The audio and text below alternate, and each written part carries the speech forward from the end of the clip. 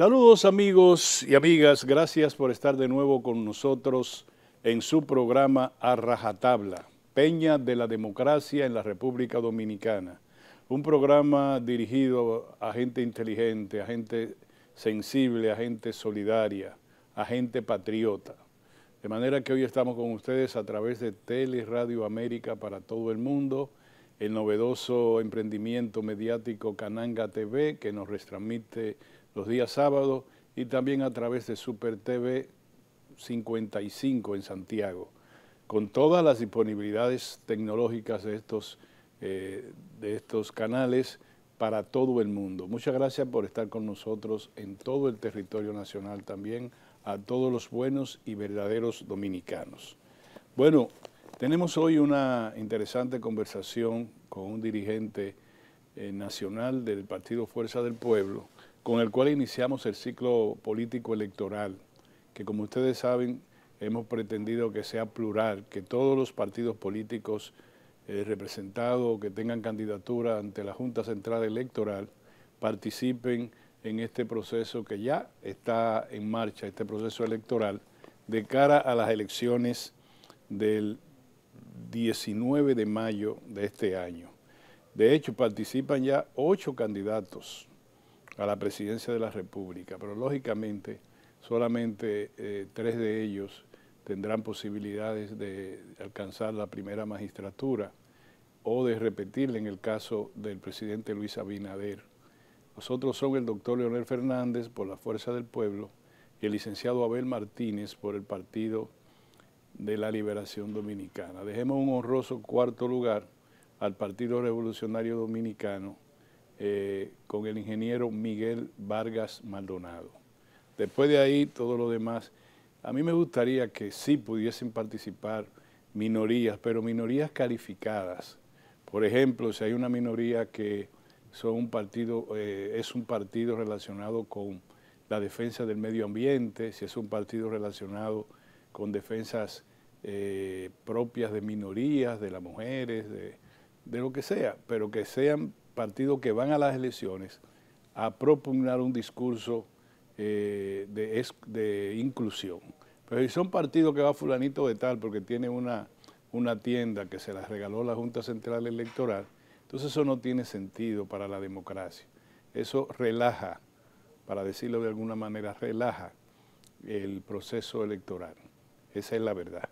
Bueno, señor, una noticia hoy resaltante es el informe ofrecido por el Banco Central de la República Dominicana, en el sentido de que la economía dominicana registró una expansión del 4.6% interanual en enero de este 2004. Dice el banco emisor que eso va consono con las proyecciones que han hecho organismos internacionales y entiende que si se mantiene las expectativas de inversión y de crecimiento en otros puntos de la economía, pues tendríamos al final una economía creciendo alrededor de su potencial, que es de 5%. ¿Cuáles son los sectores que más crecieron en este mes de enero? Fíjense que el mes de enero pasado la economía creció 1.7%. Y dice el gobernador del Banco Central, don Héctor Valdés Alviso, que desde mediados del año 2023 la economía ha mantenido el carril del crecimiento sostenido. La economía cerró el 2023 en 2.7, 2.3, me daña la memoria ya, pero alrededor del 2%. Y en el mes de enero, repito, 4.6%. Los sectores de la economía que crecieron más, como es natural el turismo, que se conoce en el apartado de hoteles, bares y restaurantes, creció un 8.3% en enero. La construcción, que parece que ha renacido un poco, creció 6.4%. El Banco Central en su informe señala como otros servicios que crecieron 5.7%. En los sectores financieros, es decir, los bancos e instituciones relacionadas con las finanzas, crecieron 5.6%, el transporte 5.3%, el comercio 4.8% y la manufactura 2.26. La manufactura y la minería quedaron en condiciones muy difíciles. Aunque la manufactura creció 2.6, la minoría cerró en rojo. No se menciona, no lo vi, el crecimiento del sector agropecuario. No es que no se mencione, es que en el informe que leí parece que estaba limitado a esos datos. Ya lo veremos más adelante. De manera que, bueno, comienza con relativo buen pie la economía en el primer mes del año, en relación con el primer mes del año 2023, cuando creció 1.7% del Producto Interno Bruto. Vamos a ver cómo sigue. De hecho, el Banco Central lo atribuye también a sus políticas monetarias y dice que va a continuar estimulando el crecimiento y la expansión de los diferentes sectores de la economía. Algo que quería conversar con ustedes en este breve tiempo que tengo de interacción es lo relacionado con la delincuencia y la criminalidad. Las estadísticas frías contrastan con la realidad incandescente que tiene el país. El presidente de la República, don Luis Abinader, dijo que la criminalidad o los homicidios, la tasa de homicidios de 1 por 100.000 tuvo un decrecimiento, o sea, se redujo en 1.7% en el año 2023 con respecto al 2022. Una tasa que creo que de sobre 11% en relación con cada 100.000 habitantes. Más de 11 homicidios por 100.000 habitantes. Esas estadísticas frías contrastan con, yo diría, lo que la gente piensa, lo que la gente teme alrededor de la delincuencia. Yo no sé cómo se puede contrastar una estadística tan fría que se refiere a todo el país y que calcula cada homicidio por cada 100.000 habitantes, con situaciones de barrios que están virtualmente secuestrados por el crimen y la delincuencia. Entonces, la percepción ciudadana, y eso es muy importante que lo sepa el gobierno, la percepción ciudadana en aspectos relevantes, en aspectos sensibles, es más importante siempre que la misma realidad. No se puede decir, mire, este informe de la Policía Nacional, como salió ahora del Ayuntamiento de Santo Domingo Este, que dijo que esa demarcación es de la más segura en todo el territorio nacional. Si es así, entonces estamos en guerra, porque los últimos crímenes más relevantes, de más impacto en la sociedad, han ocurrido en Santo Domingo Este, como fue el caso del segundo teniente Berigüete, Fernando Berigüete, que fue asesinado de 4 balazos cuando se llegaba a su casa en su vehículo y fue chocado por detrás por dos individuos que viajaban en una motocicleta. Cuando él se detuvo, inmediatamente le emprendieron a tiro con él. ¿Y qué le llevaron? El arma de fuego. Una situación similar se produjo, estoy hablando solamente de 6 días de separación. Una situación similar se produjo en el sector Mano Guayabo. Esta vez fue un teniente coronel del ejército también, que fue llegando a su casa, igual, acribillado a balazo. ¿Qué le robaron? El arma. Es decir, bandas, grupos vandálicos, la policía ha apresado a algunos de ellos, son los que perpetran este tipo de crímenes.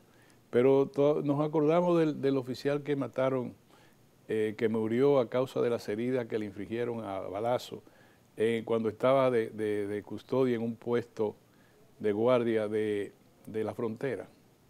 Fue el 11 de febrero ahora. En este mes han matado 3 guardias. Un alistado, el de la frontera, un teniente coronel en Mano Guayabo y un segundo teniente en Villa Liberación, en Santo Domingo Este. Esos son 3, y la prensa lo resalta porque son militares y porque les robaron las armas. No lo atracaron para robarle que acababa de cobrar, nada. El de Santo Domingo Este, el de Villa Liberación, ese suboficial, acababa de llegar del desfile militar y él estaba dedicado a pintarrajear los rostros de los militares que participaron en el desfile. Llegó a su casa tranquilo, para su casa, y en su casa, llegando a su casa, le propinaron 4 balazos. Entonces pregunte en cualquier barrio, comunidades rurales, que pregunte en Cienfuegos, en Santiago, si es verdad que la delincuencia y la criminalidad se redujeron en la proporción que señalan las estadísticas. Hay una percepción, no se niega la estadística, uno no está negando las estadísticas, pero hay que ver que la gente está secuestrada en los barrios. Hablen en los barrios populosos de Santo Domingo, los barrios de la Romana, los barrios de Higüey, los barrios de Santiago. ¿Qué es lo que vamos a encontrar? Entonces, a ver si nosotros establecemos que no nos pueden bombardear estadística por estadística misma. Eso es lo que uno quiere decir, sobre todo con un asunto tan delicado como es la seguridad ciudadana. La criminalidad y la delincuencia están en auge en la República Dominicana. Yo no sé si es por la percepción o por la realidad. Acabo de señalar 3 casos de asesinatos. Uno murió a causa de las heridas provocadas por los delincuentes y otros 2 asesinados. Son militares los 3. Y si quieren le puedo decir que en ese mismo sitio donde mataron, en esa misma comunidad donde asesinaron al teniente Berigüete, mataron 2 ciudadanos chinos, indistintamente en una misma calle, uno primero y posteriormente después al otro, en una banda que azota a ese sector, que la policía está procurando desmantelar. Por último, quiero llamar la atención, sentirme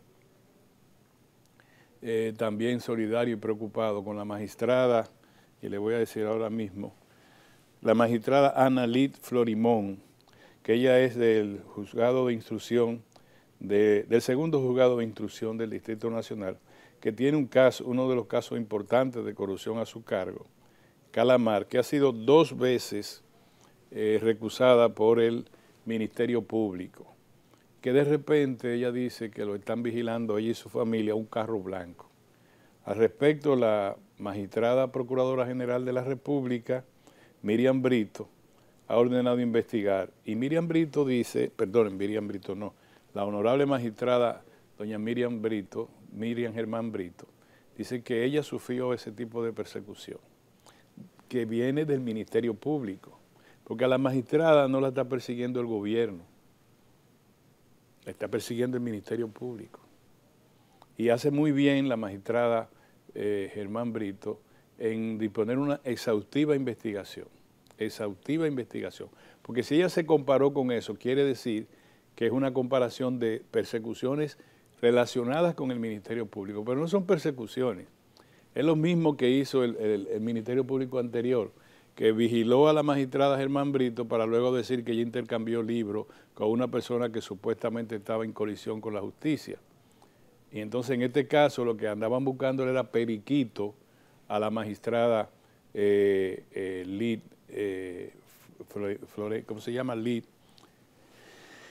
Florimón, que muy valientemente puso eso y dijo que ella y su familia estaban en preocupación. Parece que es uno de esos vehículos para vigilar a ver si se mete en un sitio que no es adecuado, si comete alguna situación de indelicadeza, para luego exponerle ante el tribunal. Esa es la impresión que me da. Muy bien por la magistrada Procuradora General en designar una comisión, que no estén involucrados los ministerios públicos que están interviniendo en las audiencias del caso Calamar, creo yo, cualquiera de esos casos que están ahí. Señores, vámonos a un cambio. De ahora al retorno de esta breve pausa, ustedes participarán de una interesante conversación con un dirigente importante del Partido Fuerza del Pueblo, con el cual inauguramos la campaña electoral en este programa. Nos vemos en un momento.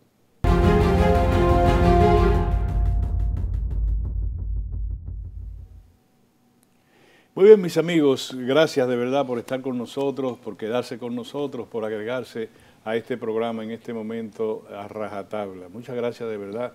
Hoy, como le dije, vamos a tener una interesante conversación. Yo lo voy a reiterar probablemente 1 millón de veces más, que este programa es plural, y que vamos a traer a todo el que tenga algo que decir en la campaña electoral de cualquier bandería política, independientemente de la simpatía que pueda dejar notar el productor. De manera que eso conste en el expediente a partir de ahora y hasta cuando la Junta Central Electoral diga que está la campaña electoral de cara a las elecciones presidenciales y congresuales del 19 de mayo. En este momento, pues le tocaba en la rotación que tenemos en este programa al Partido Fuerza del Pueblo, y nos agrada mucho que esté con nosotros Modesto Reyes. Modesto Reyes es un veterano dirigente, un profesional del sector agropecuario, profesional de larga data, un científico de la agropecuaria y de la ruralidad, se puede decir así, ruralidad. Así sí. Gracias por estar con nosotros. Él es miembro de la Dirección Nacional del Partido Fuerza del Pueblo y es secretario justamente de Asuntos Rurales. De Desarrollo Rural, de la Secretaría. De la Secretaría de Desarrollo Rural. Con él vamos a hablar. Quisimos que fuera él y pedí yo que lo seleccionaran a él, porque hay que hablar sosegado y yo sé que Modesto tiene ese don de hablar sosegadamente y sobre todo con la verdad. Saludos, Modesto, ¿cómo tú estás? Muy bien, Orión, encantadísimo de estar de nuevo en tu programa y para nosotros un honor poder compartir este momento y decirte que estamos a la disposición para analizar los temas que tienen que ver con la campaña electoral. Dice un amigo mío de infancia, muy buen amigo, Barón Arias, no nos vamos a caer a mentiras. Cuando me habla y me dice algo, dice, oye, mira, no nos vamos a caer a mentiras. Yo te voy a repetir la frase de Barón, no nos vamos a caer a mentiras. Yo te quiero decir que, y no voy a poner pesimismo ni nada delante de la carreta, pero la verdad es que ha sido un poco traumática la lamentada alianza. Yo a veces la señalo que los marxistas hablaban de alianzas filisteas. Y yo no sé, al final, si de verdad vamos a repetir, vamos a decir, la sociedad dominicana, a repetir un escenario donde es una alianza de conveniencia, pero sin cada uno de poner odios o rencores. ¿Te parece así? Sí, yo creo que es importante esa parte, Orión, porque el escenario que nosotros vivimos en esta pasada campaña, en estas pasadas elecciones municipales, pues naturalmente reflejaron y dejaron entrever de que el escenario es distinto a épocas anteriores y que los partidos que estamos en este momento tenemos que tomar en cuenta que el escenario cambió. Y naturalmente que en términos de una alianza, también todos los que conforman la alianza tienen que entender que estamos frente a un rival, frente a un adversario que no tiene la más mínima delicadeza para tratar a sus opositores. Y desde ese punto de vista, yo pienso que realmente, y debo decirlo, hemos sido sorprendidos en materia de la cantidad de instrumentos que utilizó el gobierno, el partido de gobierno, para estas elecciones. Y te lo voy a decir muy sencillo, y esto no quiero que suene a lamento, porque nosotros en este momento estamos en camino a unas elecciones congresuales y presidencial, donde tenemos muchísima fortaleza. Yo diría que no es lo mismo cada uno de los candidatos que participaron, con todo el respeto que tienen, que un líder de la trayectoria de Leonel Fernández. Entonces, en ese sentido, yo creo que nosotros tenemos ahora que prepararnos, tomar como aprendizaje aquellas cosas que no hicimos bien y trabajar de cara a estas próximas elecciones. El escenario es completamente diferente y te lo puedo decir porque nosotros estamos frente a un presidente de la República que al otro día de asumir la presidencia, pues empezó a hacer campaña y lo viene haciendo constantemente. Orión, esta tensión que hubo en la República Dominicana para estas municipales, pues naturalmente reflejan. Tú habías visto la Junta Central Electoral con una campaña decidida a llevar a los votantes. Tú me vas a decir, quienes debimos llevar los votantes fuimos los partidos, ¿verdad?, que participamos de estas elecciones. Sin embargo, yo siento que hubo una poca publicidad, una campaña para que la Junta Central Electoral dijera. Te lo digo por mi hijo, por ejemplo, que sabe y que conoce de todas las actividades que llevamos, y varios amigos más me han dicho, oye, a mí se me olvidó que era el día de las elecciones. Entonces, eso refleja que en otros momentos la Junta Central Electoral tuvo una mejor participación. La abstención, que es un elemento a tomar en cuenta, probablemente el más importante como resultado de las elecciones, puesto en un análisis no sesgado, sino la abstención fue mucha. Sí, sí, la mitad fue mucha. Muy alta. Entonces uno dice, bueno, la abstención fue un castigo al gobierno, como dijo el candidato del PLD, o fue un instrumento que usó el gobierno para ganar las elecciones, como dijo el candidato de Fuerza del Pueblo. Así es, yo estoy con la última. Precisamente te decía de todas las herramientas que se utilizaron, y hay que ver en el análisis que se hace, siempre separando que esto no huela a que nosotros estamos quejándonos después que algo pasó. Nosotros vamos a lo que viene, y esa es la realidad que debemos de tomar. Pero si analizamos el discurso pasado del presidente Luis Abinader, nosotros vemos cantidad de imprecisiones, promesas incumplidas, cantidad de promesas repetidas unas y otra vez que no se cumplieron. Por ejemplo, yo te diría que en términos de la economía, que tú eres un seguidor en esta parte, no puedo hablar mucho, pero gracias que lo hago frente a ti. Por ejemplo, el crecimiento. Se planteó que nosotros tuvimos 12.3% en el 2021, saliendo de la pandemia, con un rebote que había ahí, naturalmente, del 2020, porque bajamos de cero en crecimiento. Entonces, ese 12.3 no era real. Realmente crecimos ahí un 4.7 aproximadamente, que no es malo, es bueno, pero no la mentira de que crecimos un 12.3%. Luego, en el 2023, bueno, pues tenemos los datos, 2.4% fue el crecimiento. Una economía que crece 2.4% es una economía que está en crisis, aunque el gobierno quiera reflejar otra cosa.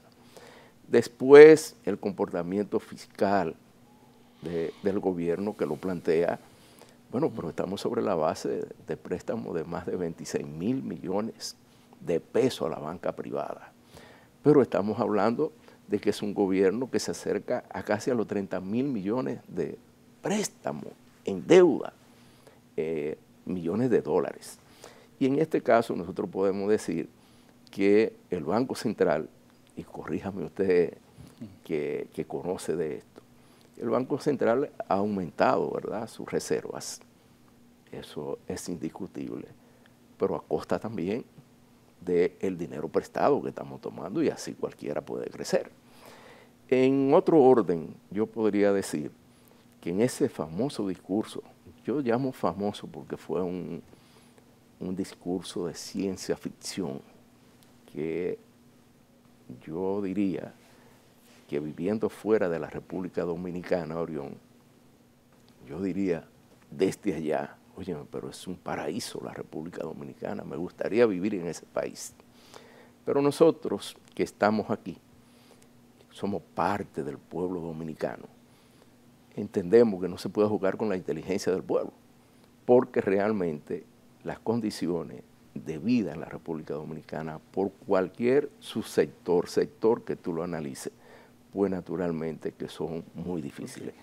Si nosotros vemos en la parte que corresponde al tema de la canasta básica familiar, el presidente dice, bueno, que estamos bien, pero no habla de los altos precios que hay en la República Dominicana. ¿Ha aumentado su producción, como lo señala el presidente? No.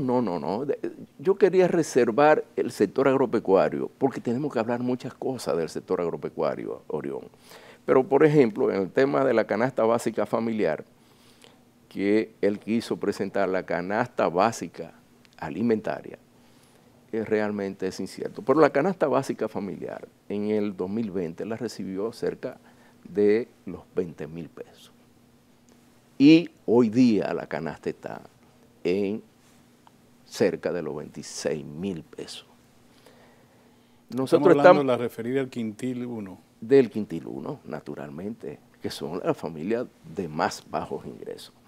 Pero si nosotros seguimos analizando, con esa cantidad, yo creo que una familia podría alcanzar esa canasta básica familiar en el primer quintil, tal vez en un 60 o 70%, aquellos que tienen ingresos formales, ¿verdad? Por empleo formal.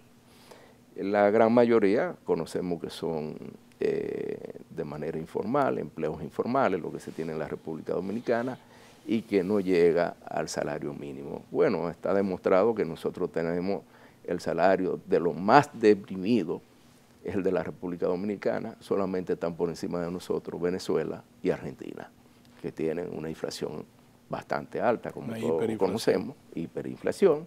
Entonces, en esa situación estamos nosotros. Yo creo que pintar al país de cara a que nosotros generaron 178,000 nuevos empleos. Se redujo la tasa de desempleo. Exactamente. Eso es verdad, ¿te parece cierto? Totalmente falso. Realmente el desempleo. Yo voy a ir un poquito al sector agropecuario.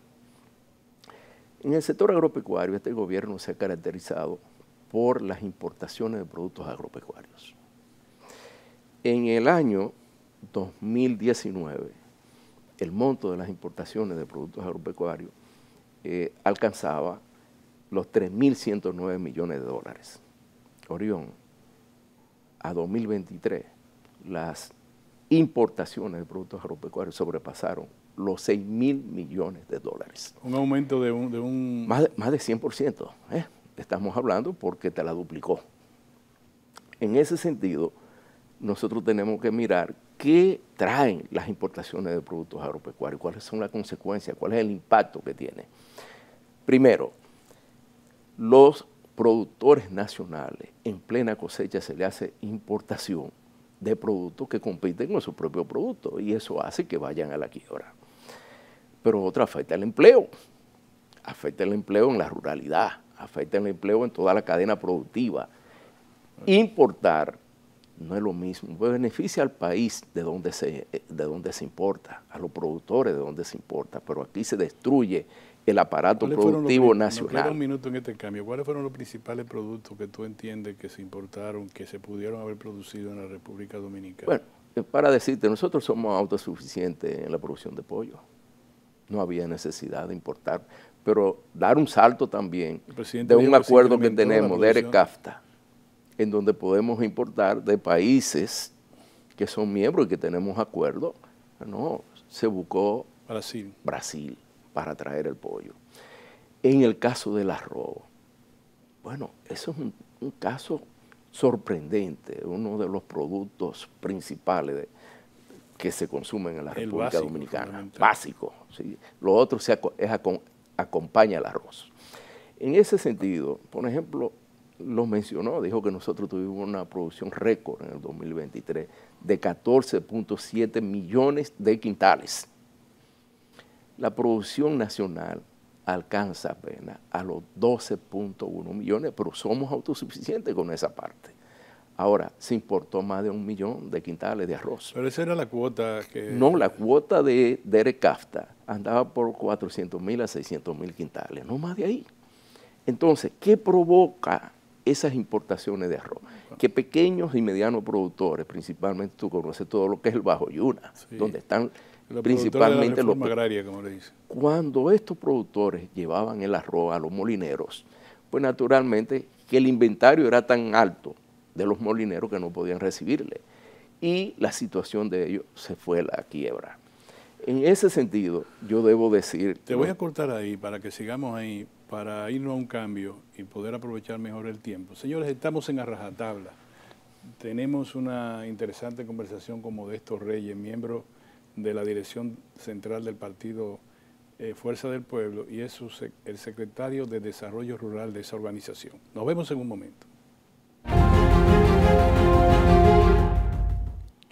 Muy bien, mis amigos, siempre la gracia por permanecer con nosotros.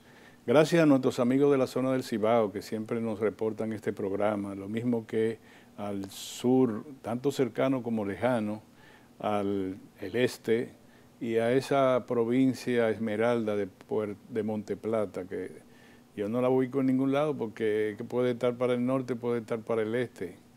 Lo único que no puede estar es para el sur, pero es una provincia entre el noreste, que sería San Francisco de Macorís, sí, Cotuí, y el este franco, que sería, ¿cómo se llama esta provincia? Que es el Ceibo, Atomayor. Por ahí se va para Atomayor y por ahí se puede ir también para San Francisco de Macorís y para Cotuí. Provincia Sánchez Ramírez, imagínense ustedes, por eso yo la dejo sola ahí, a la provincia de Esmeralda. Bueno, Modesto, yo te dejé comiendo arroz en términos anteriores. Tú decías que la producción no pasa de 12.1 millones de quintales. Millones de quintales. Sí. Y señalaba además que los productores de la reforma agraria tuvieron dificultad para almacenar su producción con los molineros. Correcto. Y que por consiguiente una gran parte de ellos se fue a la quiebra. Ese es el planteamiento. Así es. Y cabe destacar en esta parte, este presidente y las autoridades del sector agropecuario han planteado los subsidios que se le dan a los productores. Pero ese subsidio no llega a esos pequeños y medianos productores, llega a otros tipos de productores que muchas veces son muy relacionados al partido de gobierno. Eso debemos decirlo así. Pero decirte que en el tema de la producción de arroz, el costo de producción de una tarea anda cerca de los 9.000 pesos, Orión. El presidente dijo que se le suministraron semillas mejoradas, sí, y que eso se atribuye, que se produjeron cerca de 14 millones. 14.7 millones de quintales. Que es lo que te digo que es falso, que realmente son 12.1 millones de quintales lo que se ha hecho. Lo que el presidente debe tomar en cuenta es que deben dejar el negocio de un pequeño grupo económico de la República Dominicana que vive de las importaciones, y yo te decía que además de ese impacto que tienen esos pequeños y medianos productores, que se va a agravar ahora en enero de 2025, se desmonta totalmente lo que es el arancel para el DERECAFTA, por el DERECAFTA.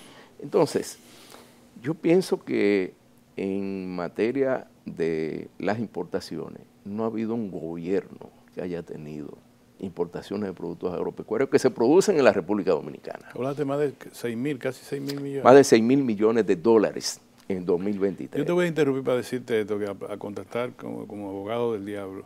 El presidente dijo que aumentaron, por ejemplo, los cultivos bajo ambiente controlado. Sí, es totalmente falso también. ¿Por qué razón? El presidente encontró más de 10 millones de metros cuadrados de invernadero cuando tomó el poder en el año 2020. Yo quiero que vayas a Rancho Arriba para que veas cómo se ha reducido la producción de vegetales bajo ambiente protegido. Eso es San José de Ocoa, pero si pasa a Constanza por igual. Yo estuve visitando recientemente y hay que ver las condiciones, pero no hay asistencia técnica. Ellos quitaron todos los técnicos que se formaron en aquella oportunidad con competencias y habilidades para asesorar a los productores y prefirieron nombrar técnicos nuevos, y aquellos que estaban capacitados lo quitaron. ¿Qué hacían los productores que no querían ese tipo de asistencia? Porque le dañaban los cultivos con las recomendaciones que le hacían. Y no es culpa de esos técnicos lo ponen a hacer un trabajo para el cual ellos no están preparados.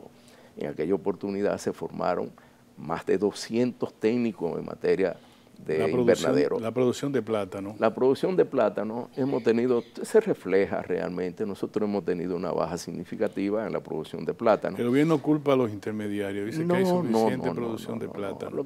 De hecho, el ministro de Agricultura es un gran productor de plátano. Y eso nos llama la atención de que sea un gran productor de plátano, y en todo este periodo de gobierno se ha mantenido un plátano. Por ejemplo, el plátano más barato que puede haber es el FIA, por las condiciones de que es muy perecedero, y por esa razón se mantiene más barato. Pero cuesta 25 pesos, un plátano braunero 30 pesos, 40 pesos, y lo vemos en los supermercados, Orión.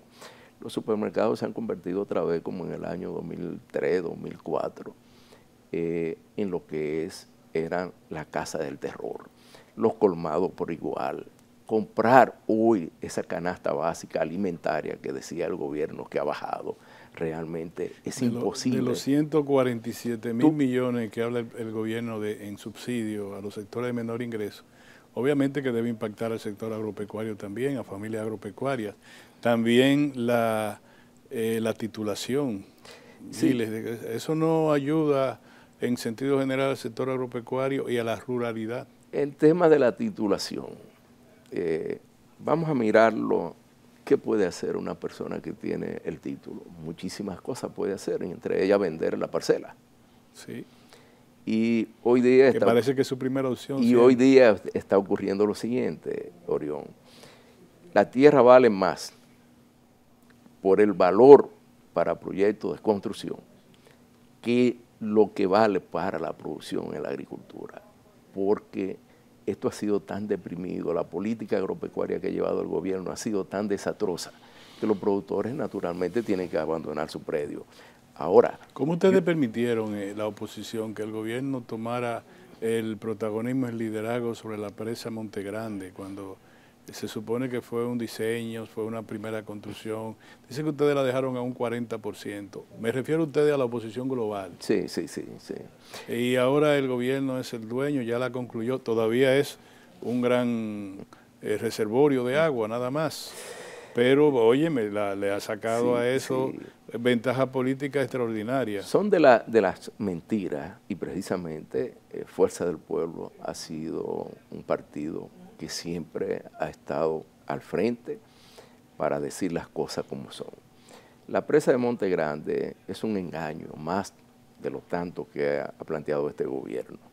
Construir un muro de ese tipo, inaugurarlo la primera vez en la historia de tanta presa que hay en la República Dominicana, que se inaugura una presa en esas condiciones, sin la infraestructura para la generación eléctrica, sin la infraestructura para la parte del sistema de riego, para agua potable.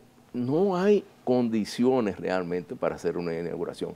Pero el colmo lo hace el presidente Abinader, Orión, cuando lleva a productores que estaban en esa zona, que le construyeron aparentemente una casa para decirle al pueblo dominicano que ya esas familias que vivían allá arriba, que ya no tienen el peligro de las inundaciones con la presa, cuando el objetivo realmente de la presa es ese, puede ser uno. Es contener también. Pero más que todo son los beneficios que tienen del uso adecuado del agua. Se va a incorporar más de 700.000 tareas. Sí, son promesas, pero ¿dónde están? No la tenemos, Orión. Entonces, yo digo que este presidente de la República dice mentiras repetidas. El Banco Agrícola está préstamos, incluyendo a tasa cero, más de 100, ¿cuántos fueron? 100.000 millones. Sí, habla sobre los 100.000. Sobre los 100.000 millones. Oye, eso da para que el sector agropecuario incremente su participación en la expansión de la economía, ¿o no? No, fíjate que la participación, y aquí hay unos datos que debo darte, la participación del sector agropecuario creció 3.9%. Pero las estadísticas, tú conoces bien esta parte, las estadísticas, los datos para estas estadísticas los ofrece el Ministerio de Agricultura. El Ministerio de Agricultura altera las cifras constantemente. Y recuerdo que en una oportunidad la página del Ministerio de Agricultura fue tumbada porque había contradicción entre lo que decía el ministro y lo que planteaba realmente la página, los datos que estaban allí. Realmente no ha sido así. Un Ministerio de Agricultura que apenas tiene 15.000 millones de pesos y que en este año fue aumentado a unos 18.000 millones de pesos, te refleja a ti que este gobierno no tiene ningún interés por ayudar, por darle soporte a la producción agropecuaria dominicana. Modesto, en estos minutos que nos queda vamos a hablar de política. Digo, tú eres un técnico, pero estás entrenado políticamente también. Y así, ojalá poder hablar mucho de tu área, pero fájate ahora en la política. ¿Tú sabes cuánto faltan para el 19? Menos de 3 meses para así el 19 es, de mayo. pero mucho menos. Mucho menos. Hay una cosa que te quiero poner, y quizá yo como un técnico ya en mercadeo. El mercado que ustedes tienen, el mercado propiamente electoral, podrían aumentarlo en la medida en que aumenten su propio mercado. Es decir, ¿cuál es el mercado de ustedes? El del PLD y el de Fuerza del Pueblo, que es el del antiguo PLD, y el que se deriva del liderazgo del presidente Fernández. Porque el liderazgo todavía del doctor Abel Martínez está por verse, porque acaba de entrar a la liga. Entonces, eso solo es insuficiente. Sí, yo diría que las huellas que dejaron los gobiernos del doctor Leonel Fernández están ahí. Y ese es un activo que realmente pesa mucho. Porque cuando decimos volver al progreso, quiere decir que nosotros debemos volver a una segunda ola de transformación en la República Dominicana. Y la persona que tiene las condiciones, el líder que tiene las condiciones, que tiene la experiencia, que lo ha hecho, es el doctor Leonel Fernández. Naturalmente que nuestro aliado, que es el PLD, tiene a su candidato, pero yo entiendo que es el momento del doctor Leonel Fernández en el sentido de que en momentos difíciles se planteaba que Charles de Gaulle fue la persona llamada en aquel momento de crisis. La Quinta República. Entonces, yo creo que es la misma situación, como decía el doctor Alburquerque, Rafael Alburquerque, cuando comparaba realmente las condiciones del doctor Leonel Fernández en ese sentido. Ahora, no queda la menor duda de que la dimensión de este líder, por esa razón, yo creo que no es totalmente vinculante los resultados que tuvimos en las municipales con relación a la presidencial. Eso claro, a pesar de que uno de los líderes de la alianza dijo que eso decidía de manera determinante los resultados de las elecciones pasadas. Si es así, o él se guarda las palabras, o debe admitir entonces que hay reelección segura, porque él lo dijo. Sí, bueno. El presidente Fernández dijo que no era vinculante. No es vinculante, y nosotros mantenemos... ¿Quiere que te diga? El presidente Danilo Medina dijo que sí era vinculante. Sí, pero yo creo que el presidente Danilo Medina estaba más en una función de una discusión interna entre a lo interno de la alianza. Mira, ya nos tenemos que ir, caramba, qué pena, pero también falta, déjenme 10 segundos, el tema financiero. Un gobierno con dinero. Así es. Esa es la principal preocupación de toda la oposición, de la manera desmedida frente a una Junta Central Electoral que ignora prácticamente lo que se está haciendo. Está a la vista, pero no toma, no aplica la ley de partido que tenemos para ello. ¿La moral del ejército de ustedes está en alto? Muy alta, muy alta. Muy alta. Muy alta por las dimensiones del líder que tenemos, eso es lo primero que nos lleva, y personas también con mucha, a pesar de que Fuerza del Pueblo es un partido nuevo, de apenas 4 años, pero aquí hay personas con mucha experiencia y nosotros sabemos que la dirigencia nuestra podrá hacer el trabajo para llevar al doctor Leonel Fernández como presidente de la República Modesto. En estas próximas elecciones. Gracias, Modesto. Usted sabe que usted aquí tiene su Muchísimas gracias, Orión. Muy amable de aceptar nuestra invitación. Modesto Reyes, miembro de la dirección del PLD, de la Fuerza del Pueblo. Era antes, sí, de la Fuerza del Pueblo, y director o secretario de Desarrollo Rural de ese partido.